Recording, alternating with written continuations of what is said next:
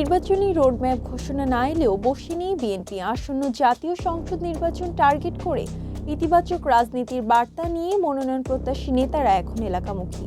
ছড়ে দেয়া হচ্ছে দেশের ভবিষ্যতে করণীয় রাষ্ট্র সংস্কারে ৩১ দফার বিষয়গুলি। সাংগঠনিক এইসব কর্মসূচির মাধ্যমে সারা দেশে প্রতিটি নির্বাচনী এলাকায় সক্রিয়ভাবে কাজ করছেন সম্ভাব্য প্রার্থীরা। নিচ্ছেন নির্বাচনী প্রস্তুতি। স্থানীয় নেতাকর্মীদের সঙ্গে যোগাযোগ বাড়ানোর পাশাপাশি অংশ নিচ্ছেন নানা সামাজিক অনুষ্ঠানে। অনেক এলাকায় আবার ৩ থেকে ৪ জন করে মনোনয়ন প্রত্যাশী নেতা জনকল্যাণে চষে বেড়াচ্ছেন। এ নিয়ে ওইসব এলাকার মনোনয়ন প্রত্যাশীদের মধ্যে গ্রুপিং দ্বন্দ্বও শুরু হয়েছে।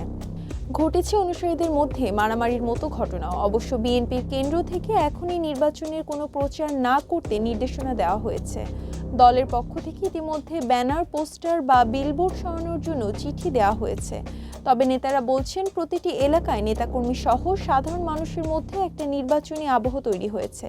গত ৩টি জাতীয় নির্বাচনে জনগণ ভোট দিতে পারেনি, তাই তারা এখন ভোটের জন্য উন্মুখ হয়ে আছেন। নীতি নির্ধারণী পর্যায়ে একাধিক নেতা সংবাদ মাধ্যমকে বলেন, প্রয়োজনীয় সংস্কার শেষে দ্রুত সময়ের মধ্যে নির্বাচন চান। নিরপেক্ষ নির্বাচনে জনগণের ভোটে যেই সরকার গঠন করুক না কেন, মানুষের ভোটাধিকার প্রয়োগ নিশ্চিত করাই বিএনপির টার্গেট।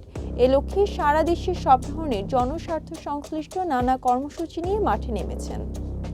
দলীয় নেতাকর্মীদের যে করেই হোক সাধারণ মানুষের মন জয় ও ভালোবাসা অর্জনের নির্দেশনা দেওয়া হয়েছে। হাইকমান্ড থেকে নেওয়া হচ্ছে নানা রকম ইতিবাচক সাংগঠনিক কর্মসূচির উদ্যোগ। যারা নেতাকর্মীদের সঙ্গে যোগাযোগ রেখে রাজপথে এতদিন সক্রিয় ছিলেন, ভবিষ্যতের জন্য দলীয় হাইকমান্ড প্রাধান্য দিচ্ছেন তাদের। তবে এখন নেতাকর্মীদের বলা হয়েছে তৃণমূল কর্মীদের পাশে দাঁড়াতে, তাদের সমস্যা দেখতে এবং জনগণের সঙ্গে নিবিড় যোগাযোগ তৈরি করতে। দল দেখছে কারা দুঃসময়ে কাজ করেছে। অবশ্য নির্বাচনের জন্য আত্মত্যাগ, ১৭ বছরের ভূমিকা, জনপ্রিয়তা, সাংগঠনিক দক্ষতা এসব বিষয় বিবেচনায় আসবে। নেতারা আরও বলেন, বড় দলের প্রতিটি আসনে একাধিক প্রার্থী থাকাই স্বাভাবিক। এ নিয়ে গ্রুপিংও থাকতে পারে, তবে তা যেন দলের ক্ষতির কারণ হয়ে না দাঁড়ায় সেদিকেও লক্ষ্য রাখতে হবে।